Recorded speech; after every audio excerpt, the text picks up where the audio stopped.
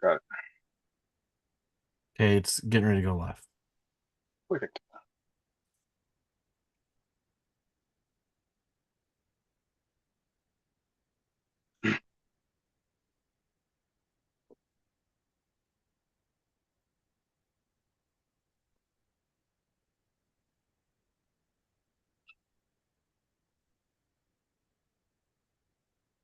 All right. Well, here we are for the Q&A for the Zero Day War campaign wrap up. And man, I'm excited about this. I'm Brandon Ayton. I'm here with Matt Benici. And yeah, so if you're not watching this live, that's fine. If you are or will be, we can have any of the questions that you may have. You can drop that into chat and we will make sure that we can answer them as we go. All right. So I'm going to also send this out to any of our backers right now. Just going to post an update real quick to say that the QA is live. This back.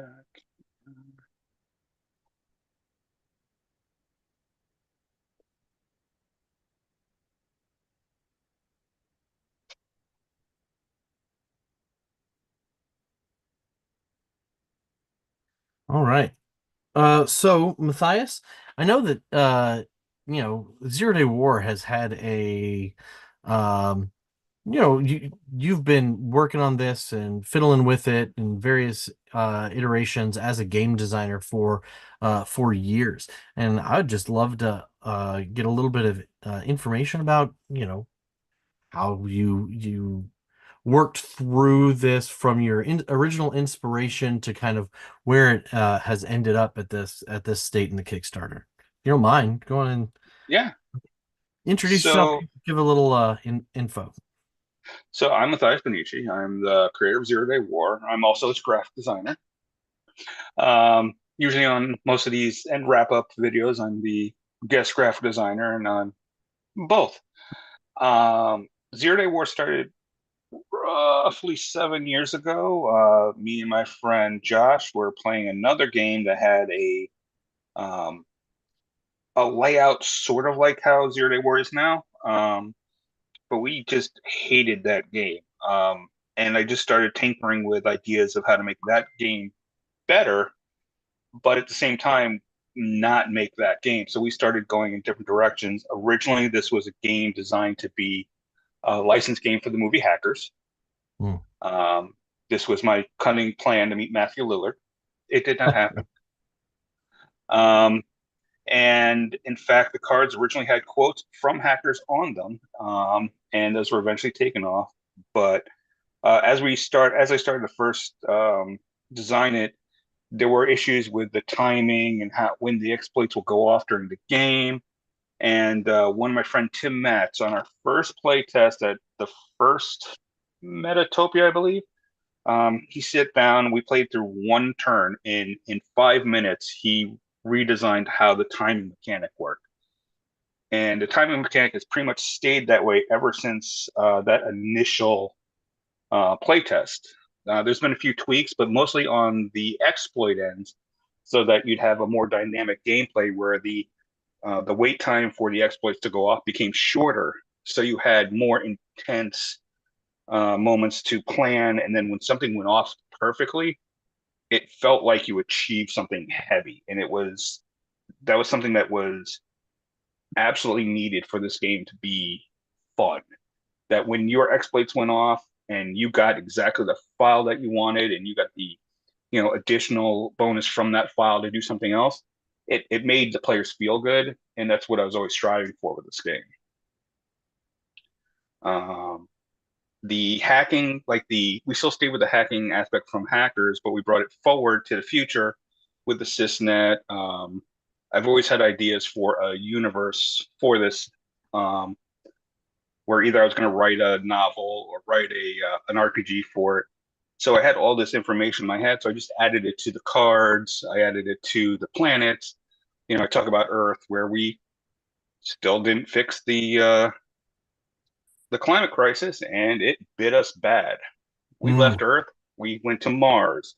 We terraformed Mars. We terraformed the atmosphere of Venus above the stratosphere. We went to Titan, where we're getting complex hydrocarbons and methane and other fuels that we use in the future. I talk about Ganymede and the how the that colony collapsed. There's sci-fi elements in it that I really like and dug and thought about in the future. And I try to bring it all into this one little game. yeah.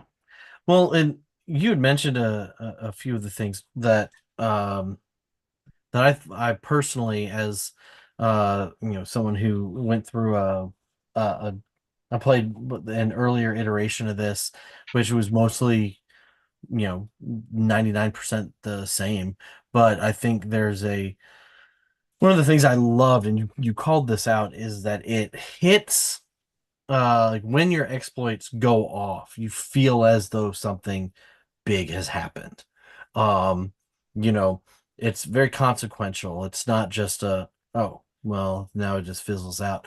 But I do like how when you're playing the game, you can influence the board itself because people don't necessarily know where that exploit is going to happen. There's some level of understanding. Is like, well, maybe it's going to be on this card, maybe it's going to be on this program or not. But I love how it still there's you're having to try to second guess, and you can really modify that game state, and I like that a lot. Yeah, I've seen people get super elated, and I've seen people get really pissed. Um, the one thing I really like about the game is that it has no borders. So if you are on the rightmost side and you say you're hacking further right, you are now on the other side of the game, Right. hacking in. Um, I've always wanted to do 6 games at once on a cube and just see what happens. Yeah. Uh, but I'm lazy. Well, what was there's some movie where like the hacking illustration, like it was like a sphere. Was it like for some reason in my mind I think this is like the Lawnmower Man, right? But he's got a sphere and he's looking at it like different sides or whatever. Um I think you're right. I think that's the Lawnmower Man or Johnny Mnemonic. I'm not sure yeah. which of the two. But I like that. I think that's you that if you're hacking to the right, it wraps around to the other side of the board, right? It's the end of the Lawnmower Man when he's trying to get out. Yeah. Gosh, I haven't seen that movie in forever. And But Stephen King hates it. uh, so the the Kickstarter for Zero Day War. I mean, this has been our us as Wet Ink Games. This is our first board game, card Mm, game. You know, Matthias, you've been with us for a number of projects already, and a number of them that are coming down the pipe.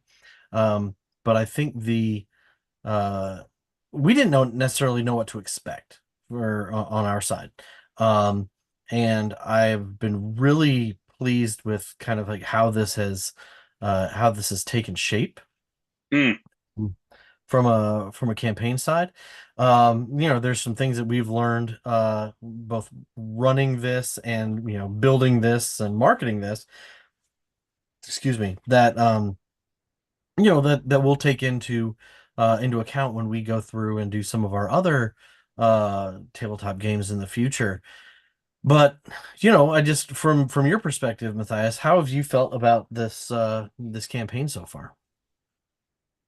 So I really enjoyed it. Like this is my personally my second Kickstarter for one of my games. Mhm. Um, the first one was a real slog until like the last minute. Um, Oh man. uh, my first game, well, I was a co-designer, but I was the publisher for Rampage and Jotun. Um, it really went until like the last minute. Like it was, I think, a day or two beforehand that um, it finally made it. Here, this has been the first few days we had a good, I think half of it was in the first 48 hours. Yeah. That was amazing. And then it funded on my birthday. Amazing. Yeah.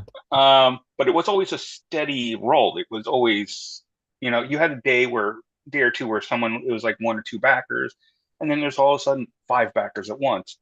And it was always from something with a low goal of like 10 grand, every single backer counts. You Yeah. you can see every single inching forward with every one person's pledge. And it like every time we pass some like another thousand or we're up, we went from 75 to 90% in 3 days. That was just amazing.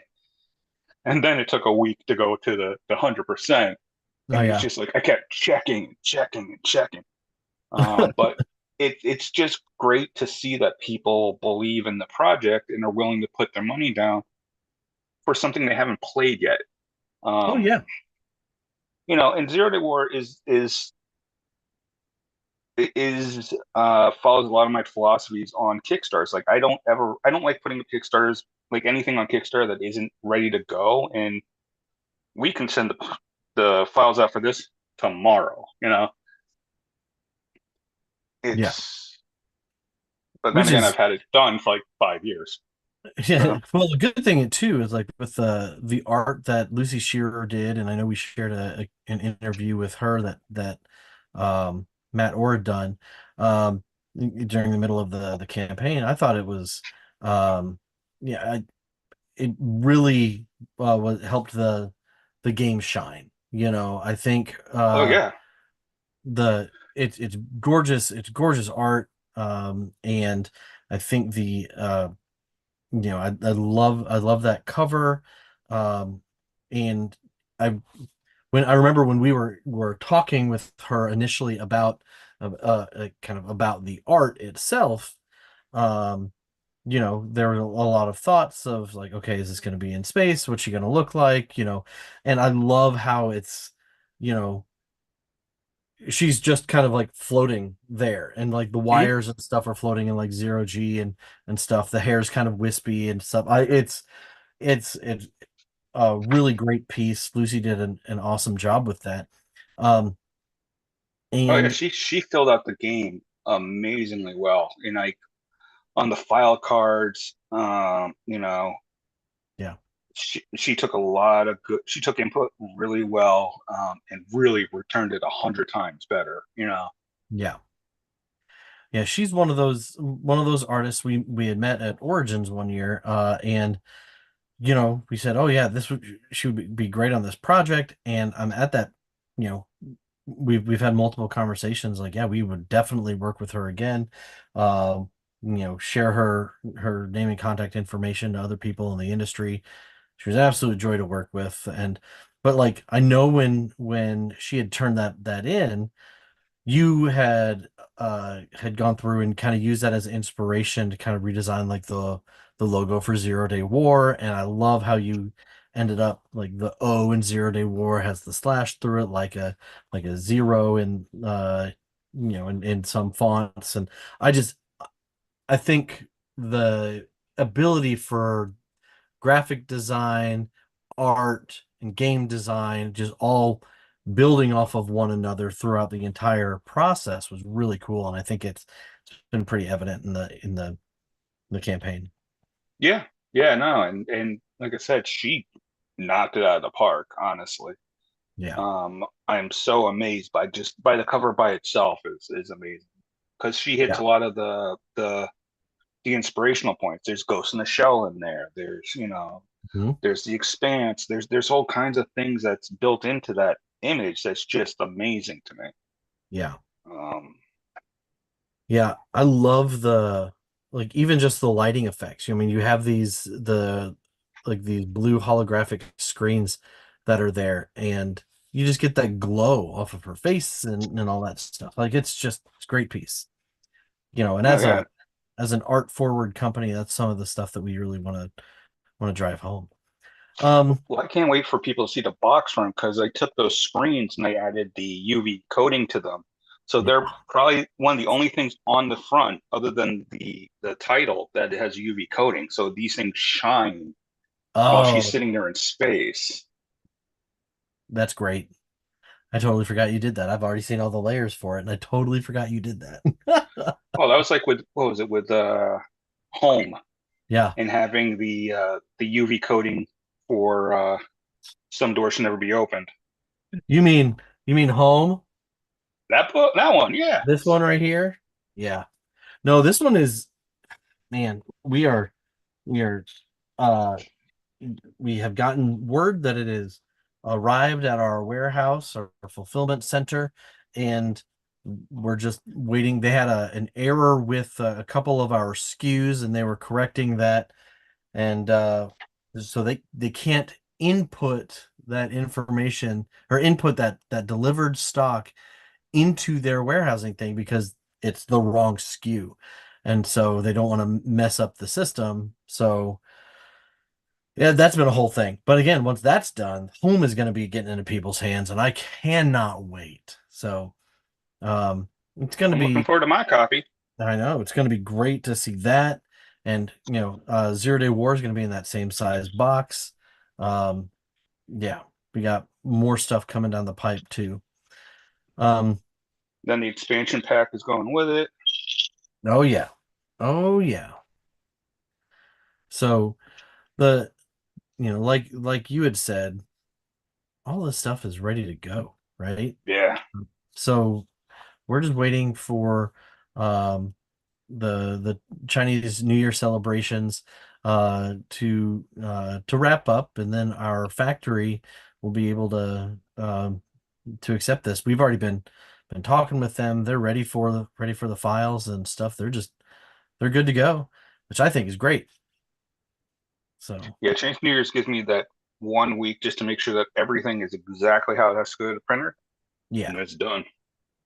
that'll be great. Um, We have a few people online right now who seem to be watching this, which is great.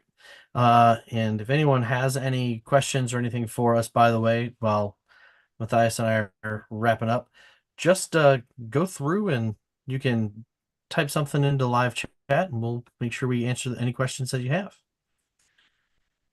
Yeah. Um, yeah.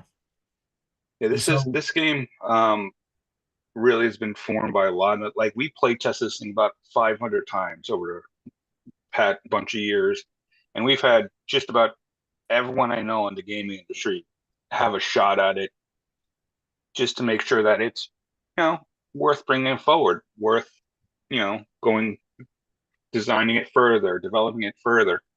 Um, yeah.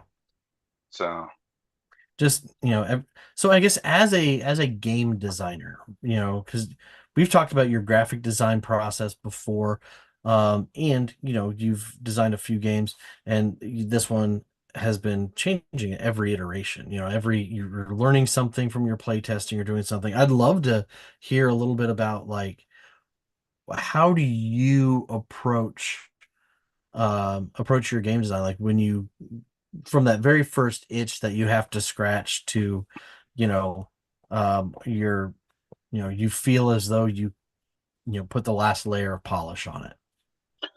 so I've before I even bring it to any play testers, like, me and my close friends will play maybe 20, 30 times. Yeah. Um, I don't like bringing anything to people that aren't in the industry until I'm confident in the design. And even Right. then, when I brought this to that first play test at Metatopia, it changed that first 5 minutes, Yeah. because I was too close to it, and my one of my other friends who helped me a lot was too close to it, so we missed this one, vital issue. And it's important to play test it with people you don't know, because they're not going to yes you to death. They're not going to tell you it's nice, that they like it without giving you any input. And playtesting is super vital. You know, asking the questions that you need to know. Does this exploit seem too heavy? Is it Right. is there an issue with the first player? And there was an issue with the first player originally, um, where it was such a hyper advantage to go first that it killed the game sometimes. Uh, And it took us 2 years to figure that out. And that's why whenever somebody gets the Earth card, they get an extra 6 points and they're the last player. yeah. So that at least they have the ability to start off with points where there's only 3 rounds in the game. And in a 4-player game, that third player doesn't really have that shot. But with that extra 6 points, it it evens it out. Yeah. Um, I think that's cool to see how you took that into account as you were going through. Well, and one of the things I like when we kind of did this when I originally did that did a our playthrough before we even signed, where we played through, and then after we did our 3 rounds and everything, we just rotated, kind of like in mahjong, where we're like, okay, the wind changes, right? It's like we just rotated and played. Like, we just kicked off, played again, then we kicked it off and played again. We kicked it off, we played again, right? So yeah, and the good thing about like the playtesting that I've done is that I've primarily been one of the players during the game, and I don't often tell people that I'm the creator of the game. So I let them play through without me having any input into this rule or this rule or this rule. Everything's in the rule book. You know, once there's a question in the rule book, I will literally take the rule book and write over my rule yeah, and rewrite what I need to. right. There was this one game that me, Bill Lasik, and this other playtester was at. Bill Lasik, the designer of Koi. Yes. Yes. So we were there and we're playing a game and the guy asks about a rule. And I'm like, okay, this is the rule. He's like, how would you know? I'm like, I wrote it. He literally picked up the box, looked at the name on the box, got about 2 feet away from me, looked at my badge, looked at the box name, looked at my badge, got up and left. Oh man. And Bill and I just stopped, looked at each other, and just Like, what died happened? laughing. Well, Uh, something similar happened with Rampage and Jotun when we were playtesting it at Dreamation, not Dreamation, at Gen Con. Some guy was having a horrible day. I mean, he was just looking to pick a fight with somebody. oh, well, that He started happens at Gen Con sometimes. he started playing the game. He hit like banged on the table, looked at me, goes, "This is just tic-tac-toe," and left. And 2 other gamers that were playing the same game right next to me goes, "Was he playing the same game?" I was like, "Yep." It's like he's having a bad day. I'm like, "Yep." I mean, love it or hate it. I mean, as someone who's played Rampage and Goten, no, it's not. But um, in I don't know, as uh love it or hate it, tic tac toe. It's a good game. It's a staple. It's a staple. No, there's a game that um let's see. I think Alex Sprague had picked up, either him or Tim from the IGDN at Gen Con a couple years, or at Origins a couple years ago, and it's called Pocket Ops, and it's tic tac toe with variable player powers, and it Yeah. is great. It is way better than it should be. It is way better than it should be, because you're like, yeah, this is tic tac toe, and now I'm like, nope, this game is awesome. So yeah, it is very good. All right, we are past the first stretch goal, We and we are. got We're 30 past the minutes left. first stretch goal. Ooh, we just got a $1 backer.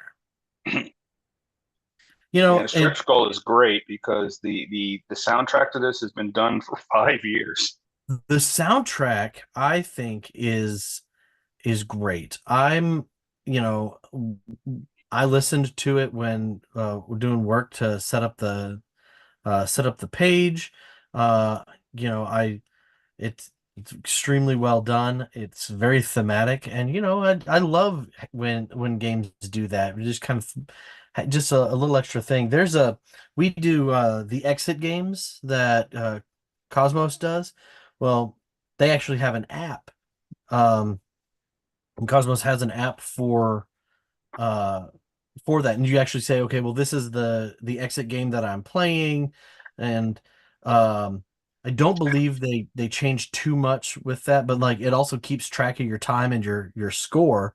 um but it's great. We played this one about the an abandoned cabin while we were at a cabin on vacation, and it's got like spooky sounds and like ticking clock in the background, and it just added so much ambiance that like at one point my son who was playing with me was like, we need to mute this.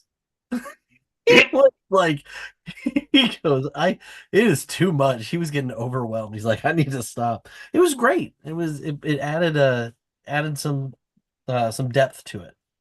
So you were playing Evil Dead the LARP.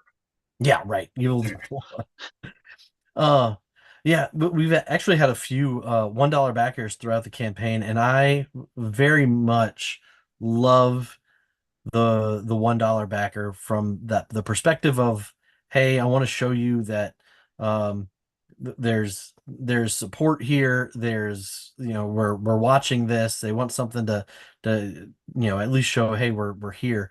But also the fact that with whatever pledge manager you use, we use BackerKit, and for the most part we'll use BackerKit for this one, but we always give them an opportunity to say, okay, yeah, I've seen this. I've followed this kind of production standpoint, or from the production standpoint, senior updates. I mean, I just had someone change from a $1 backer to a full pledge for Garbage and Glory, which that campaign's been over for 6 months, Mm. right?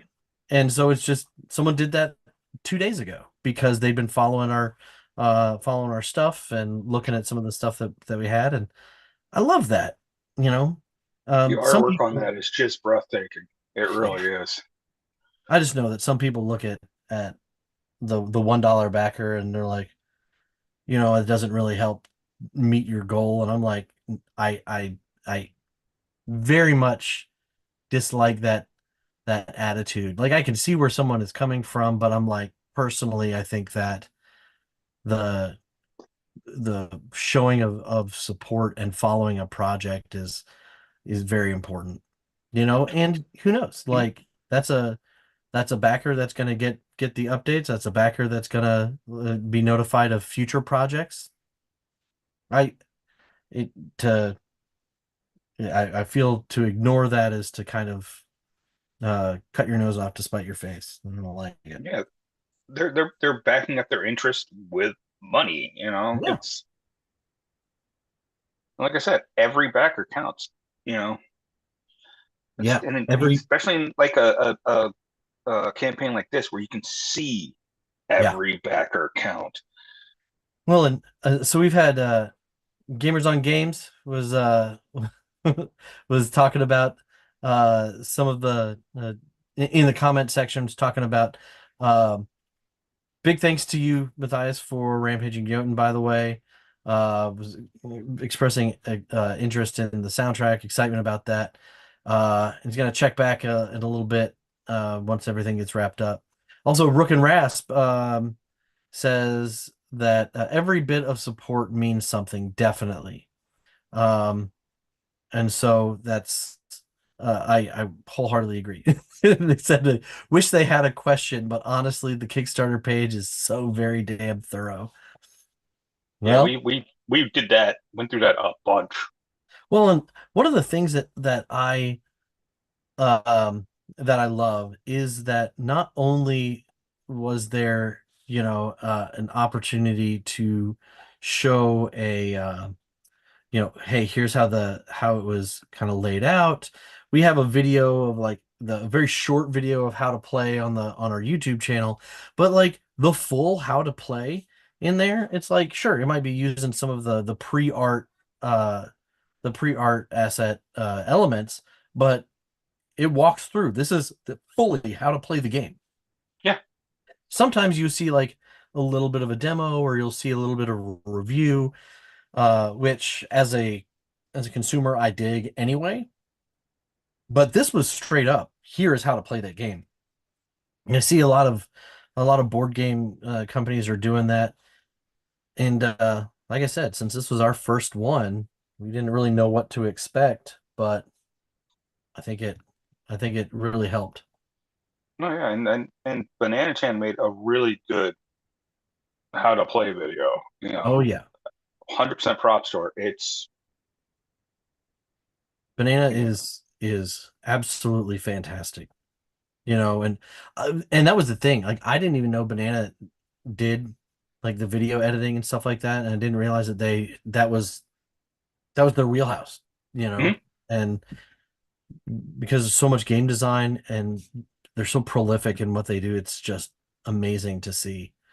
They're the Um, hardest working person in gaming. I uh, say it every single day. hands down, and you know, super sweet, extremely nice, very professional. Big fan. Speaking of which, I know that we do we use this time a little bit to highlight some of our upcoming projects and stuff. Um, at the end of May or June, we're going to be doing a funding campaign for the reprint of the Emmy Award-winning Zhongsha Blood in the Banquet Hall, uh, which is uh, there somewhere. But um, yeah, it's Should gonna have be won for best cover. should have Quan Chai Moria's cover for Zhongsha. It was absolutely amazing.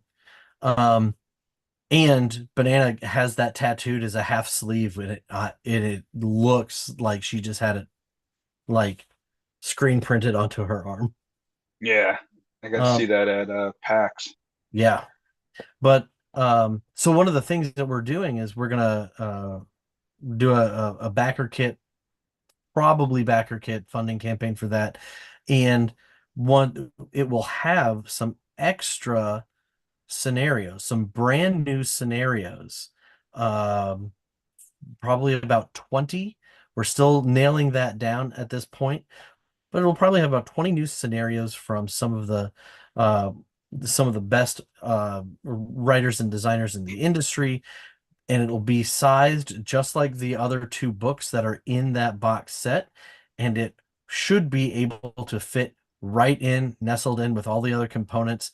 Uh, just so if you've already backed and supported Zhongsha Blood in the Banquet Hall, number one, thank you. Number two, you'll still be able to get something brand new to you, that has never been seen out there in the wild before. Um, while also helping to support the reprint for those people who may be just hearing about it or have never heard of Zhongsha Blood in the Banquet Hall. So we are super excited about that. Um, and we have a few other things in the works this year. Um, so I know we've mentioned it, I think on our last one of our last things. I think it may have been the Wet Ink Games Q1 wrap up. Mm, Um, we had done we had announced that we were working with Bill Lasik again, the designer of Koi. Um, he has a game called Light Speeders that we are very excited to bring to life. That's going to be in Q4 of this year, towards the end of this year. Um, and we have a couple of other RPG products that are in the works. We're definitely going to be going back to our bread and butter for RPGs, but we're branching out into some other areas: board games, card games, etc. So we did. Oh, Matthias, I just wanted to let you know because now I can officially say this because our contract is signed. Um, and I know for PAX Unplugged, you had helped print out a playtest version of a game called Switch Gears. Hmm. Is a two-player mecha combat game, which which is it is a whole lot of fun. It is by a brand new designer, but we are going to be publishing that. That one will probably be sometime in 2025, early 2025. It might fall into the same slot that Zero Day War did this year, but that contract has officially been signed, and um, Troy, the designer, has been plugging away and working on some new cards and new expansion ideas. And so, hey, I know that I'm not the only one that has a soft spot in his heart for big stompy robots. So I knew you'd be excited about that one. Oh yeah, I'm looking forward to Yeah, that. I'm also looking forward to getting onto Herd, heard. Yep, which the artwork on that is amazing. Um, absolutely. Heard is our card game about uh about dinosaurs, man. So yeah, big stompy futuristic robots and big stompy historical dinosaurs, right? Um, one of the things that we love, I mean, that art for that for Herd is absolutely astounding. Um, Sam, who is the designer for Herd, is extremely passionate about that project and love the fact that that I love the fact that that passion comes through. I have some friends who they homeschool their kids, and their kids are just getting into board games. Um, we have some friends that also are educators in our school system nearby, and they love to bring games in that they can use in the classroom or they can use with their kids as they're teaching. Um, Herd is one of those games that they'll be able to do that with. You can learn about some of these ecosystems. You can, use it in a unit about, about some of the effects of, the asteroid that, hit Earth and the extinction events and things like that, or the different eras of dinosaurs and when they lived, how they lived, things like that. Wingspan did the same thing. Like, it definitely, you look at any of the cards in Wingspan and you're like, oh, that's where that bird lives, and here's some facts about it.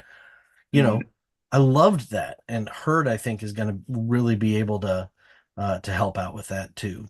So, and it's gorgeous. So, yeah, the artwork is just I can't say enough good things about that artwork. And the cover he designed is I'm looking uh, forward to that. and I think it's really funny because we've gone back and forth with logos for Herd for a while. I mean, since we signed it at Gen Con last year. Last year? Yeah, about a year and a half Last ago. year, Yeah. The so that's when we had initially signed that one.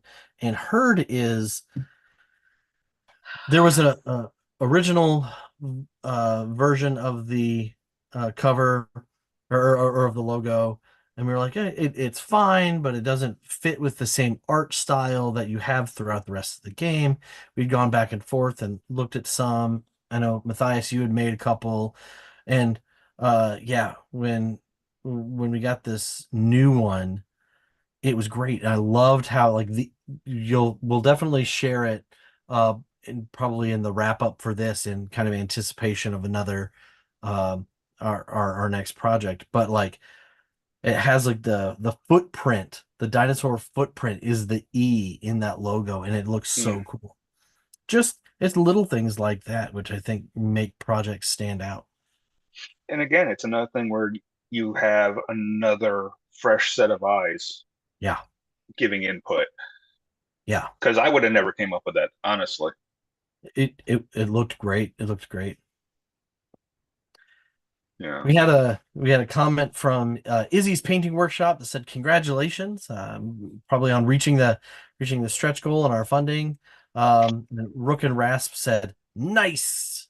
And it looked as though that came in when we were talking about big stompy robots or big stompy dinosaurs. Yeah. And I'm so sad that like Gary Graham from Robot Josh just passed, and we were Oh talking about no. that. And yeah, and that's when we were talking about for that. And I'm just like, oh, Oh man. but What when did he pass? a week and a half ago. He was more Oof. known for Star Trek because he was a part of Enterprise as Yep. the Vulcan ambassador for so long. Yeah. Oh man. But I was looking at Robot Jocks just the other day uh thinking about that, the the cult following that that movie has, cuz come on, it it did nothing really in theaters. But come on, anyone who went to a Blockbuster video Hmm. when they were a kid, they saw Robot Jocks. You're like, "Oh yeah, cool, robots. Put that up there." The industrial designer for the robots designed the Nostromo from Alien. Yeah. The robots in that are great. I'm like, the design team they had is just astronomical in just And talent. talent and Yeah. knowledge. And it's just like, uh, so good. And then there's some other scenes in there that look like they're just cut from American Gladiator. Hmm. Everyone's Oh, wearing that spandex. we're in spandex. That's right. But no, I I have to pick that one up because it's just it's a classic, man. There's a Just new Criterion version of it out. They did a 4K transfer. It was just released this year. there's a Criterion collection of it. I don't think it's Criterion. I think it's like Oh, it's the who did it? Same people just did the Punisher one. oh man, the What was Dolph it? Lundgren Punisher. Yeah, because it had the Australian opener to it. Who did this? I love it. Oh, I love it. MVD did that one. Yeah, I love horrible sci-fi from any era. Oh yeah, of Um, course. Well, I was but just yeah, talking. Speaking of big stompy robots, I was uh Pacific Rim actually just came on, just is just on Netflix, and I was gonna watch it with my son Eli, who's 11 years old, and I was like, Eli, let me tell you, I love this movie.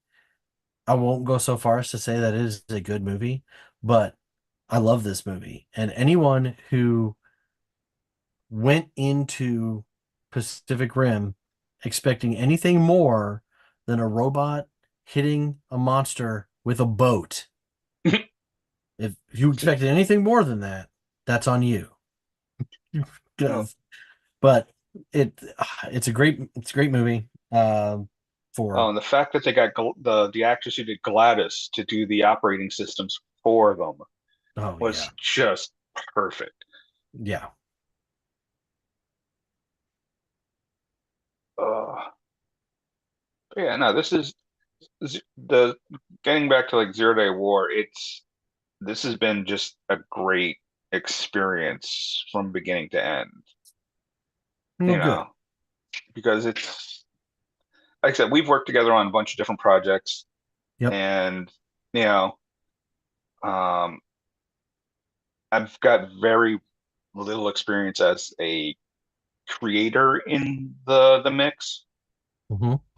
Um, and this was just a pure joy to go through because there's just a lot of input. There's a lot of, you know, positives to everything. There were no negatives to this other than watching the Kickstarter inch ahead. If Well, you ever do a Kickstarter, know that the worst thing that you're going to do is watch that money oh, yeah. go up, and you're going to hit that the refresh bar Refresh.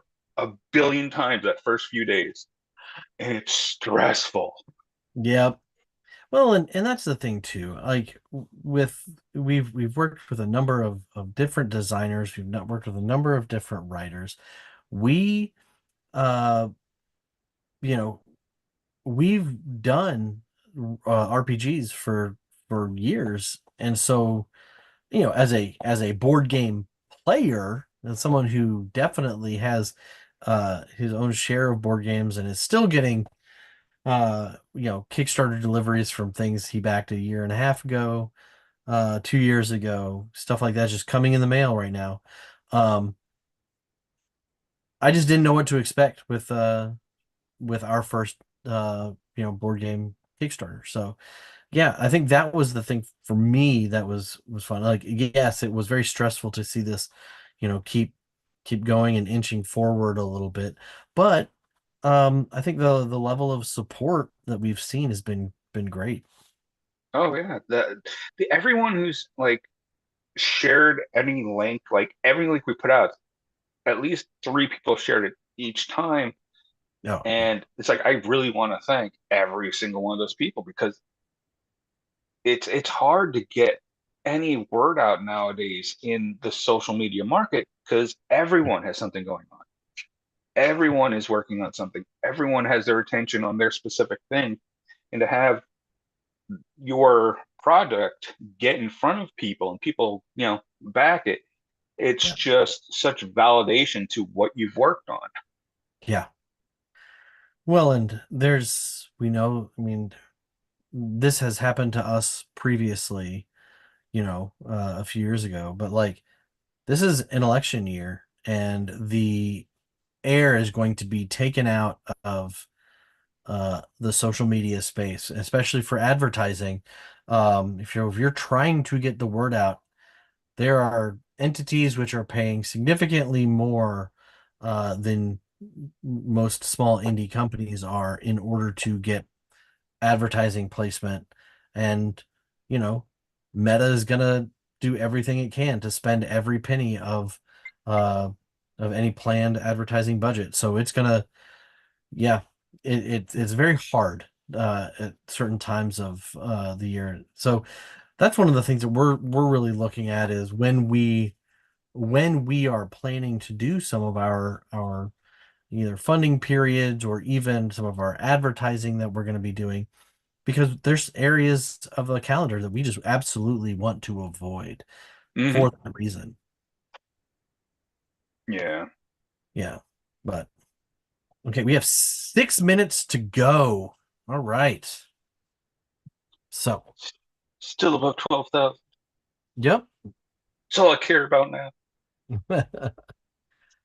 Well, the cool thing is, a cool thing I think, is that this will be another one of the games that Wet Ink is doing that's going to be using that our what is our new standard box size for our small box RPGs and small box games. So, I've showed this earlier. I showed Home.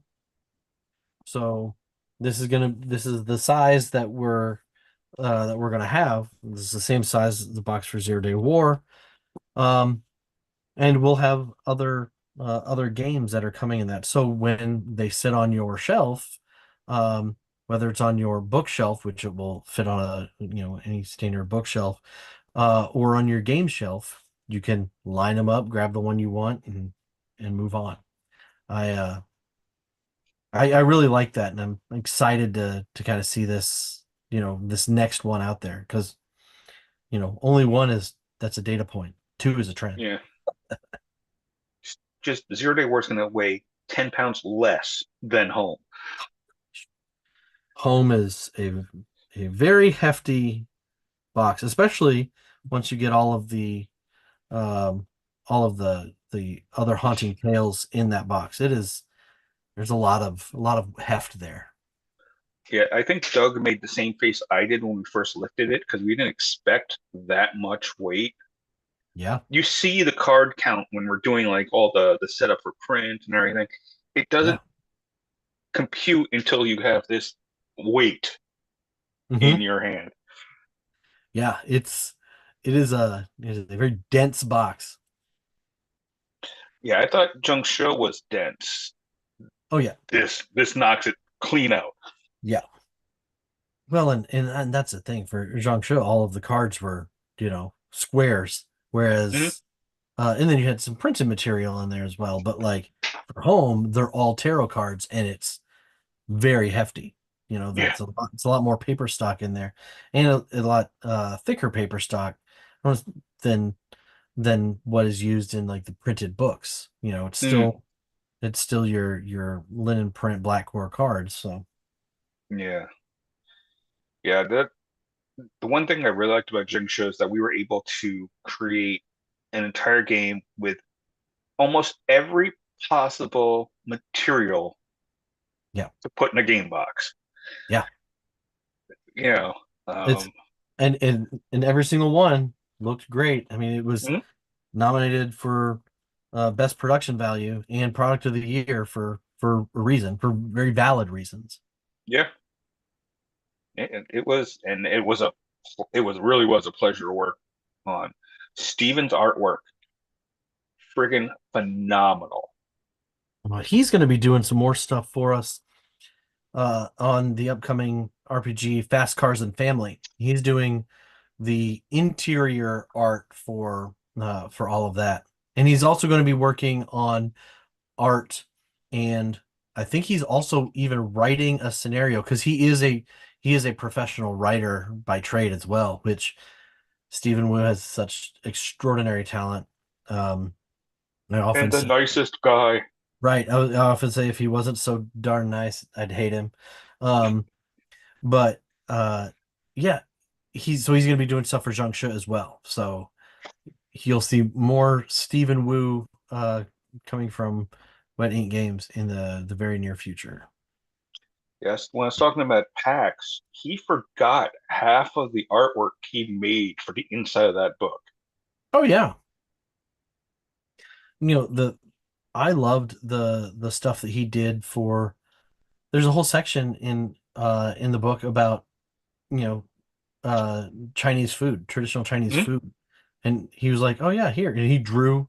Just one day, we log on and he had already submitted like 6 pictures of Chinese food, and I was like, "Okay, great, Yeah, because nailed it." we really did need those for that specific area too. Yeah, he's a he's great. His corner, like the corner people, was Yep. was great. Ooh, we are in seconds now. We are down to seconds on the Final countdown. 2 minutes. Yeah. No, Steven is awesome. I very much look forward to working with him in the future. Lucas Zellers is another one Hmm? that we're working with. We recently signed him to another +1 RPG project. It's called Precious Things. We had talked about it in Q1, or Q1 update. Precious Things is a +1 RPG. It's a family-friendly RPG where you all as players will play a flight of dragons, but your dragons are anywhere between 1 foot to 2.5 feet long in size, and your hordes are are odd things like, oh well, my horde is you know um you know the vegetables in the vegetable garden, or my horde is buttons and stuff like that. And so it's going to be a fun family friendly RPG. He has a one pager for it up on itch right now, and it's a incredibly fun game. um and we're glad to have him on board. Lucas had done the Book of Extinction with Mage Hand Press. It's a 5e supplement about extinct and endangered animals. Actually, not endangered, extinct animals. So, but yeah, there's so much stuff coming from Wet Ink. It's just we gotta put one foot in front of the other. All right, we have 15 seconds left, Matthias. Let's see. I'm gonna do one final 10, refresh. 9, 8, 7, 6, 5, 4, Oh, 3. You're gonna three, see fireworks. I love two, watching the fireworks. Pew, done. pew, pew, pew, pew, pew, pew, pew. It's like Mario just, ran up and grabbed the flag and ran into the castle. Boop, boop, boop, boop, Let's boop. see. Yep, $12,003. $12,003. So we unlocked that first stretch goal of the custom soundtrack and the The custom soundtrack, like we had said earlier, is great. We'll make sure that that gets sent out with everything. Good night for those of you who are on board and watching us. If you have to head out, that's great. We'll be on here for a little bit more as well, um, just to answer any additional questions. But as we continue our wrap up, but Also, thank you, everybody. big time thank you. That's Whether exactly you backed us or shared a link, just thank you. absolutely. Yeah, the uh, the everything about this project, I mean, every Kickstarter right before you hit launch, there's always a little bit of nerves, but everything about this project um, has I love how it's come together. I know that once it's here on shore and it knock on wood, it'll be at conventions this season. So hopefully we'll have it at Origins, Gen Con, PAX, Gamehole Con. Um, yeah, we really hope to have this and the expansion out there with everybody. So The that's the expansion is going to be dream. fun. Yeah, the Yeah, expansion is going to be fun. It really is. yeah. So, Oh man. and that's the least thing we've play tested. Um, but Yeah. Wait. Hold on. I misheard you. What did you say was the least play tested one? the Hack the Planets Oh expansion yeah. is the least play tested thing about this game because it was developed during the pandemic, and I've played it maybe 10 times. It works fine, Oh, again, I but mean, it's yeah. but it's you know where the main game has been play tested over 500 times. Well, yeah, of course. Um, but yeah, no, it's gonna be fun, and I'm looking forward to hearing what people think about it, and you know, because it's just like it's out there, and it's gonna be out there, and Oh it's yeah. gonna be just amazing. Yeah. Well, and now that that is there, I mean, we have a Board Game Geek page for Zero Day War. Um, we're going to be adding images of some of the cards. We're going to be adding the game box art and everything to the Zero Day War page. And then we'll be able to associate the expansions as well and get a Board Game Geek listing out there. Some of the other things that you may be seeing for Zero Day War in the future is some promo cards and promo material as we go through and do stuff in the future. Um, we love to support the initiatives um, that other organizations are doing, for charitable events, for fundraising. Excuse me. So if we can help out, and do some good out there in the world by, printing 5,000 cards and just having them sent somewhere, we will 100% have 100% do that. It's just we want to live into some of these values that we espouse. So yeah, yeah. So Matthias, is there anything else that you want to hit on or anything or follow up with before we uh, kind of wrap up? Not really. I'm just looking forward to getting into people's hands and hearing what they have to say. The system is theirs for the taking now. Oh, Izzy's painting workshop. Sorry if you already answered this. I'm on and off here at work. How do we get the soundtrack? Okay, so Izzy, that is a very good question. One of the things that we are going to be exploring, I know there that Drive-Through RPG does handle some audio files. We've used Drive-Through RPG for all of our RPG products, and one of the things that we can do is, well, I'm sorry. I'm going to explore if that is a good vehicle for that. If not, we will Backer Kit, I think, also allows the distribution of an audio file. And worst comes to worst, we can email it to people at their preferred email address. So we have a number of ways that we're going to do this, but again, we want to make sure that we can do it in a, I guess, the most efficient way. So I hope that answers your question, but we're kicking that around.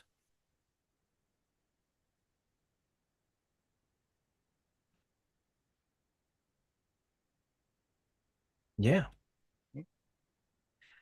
All right.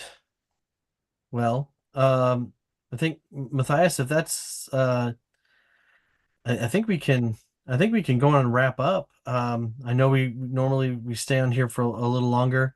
It has been a heck of a day. Yeah. Oh man. Oh, I know that you were at Doug Lewandowski's birthday party. Doug Lewandowski is one of our friends, writers, designers, great guy, and it is his birthday right now. So big happy birthday to Doug Lewandowski as well. Happy birthday, Doug. Happy birthday, Doug. All right. Well, thank you so much for everyone for joining us, and we look forward to getting this in your hands as soon as possible. It's gonna be it's gonna be great. Thank you, You guys everyone. gonna love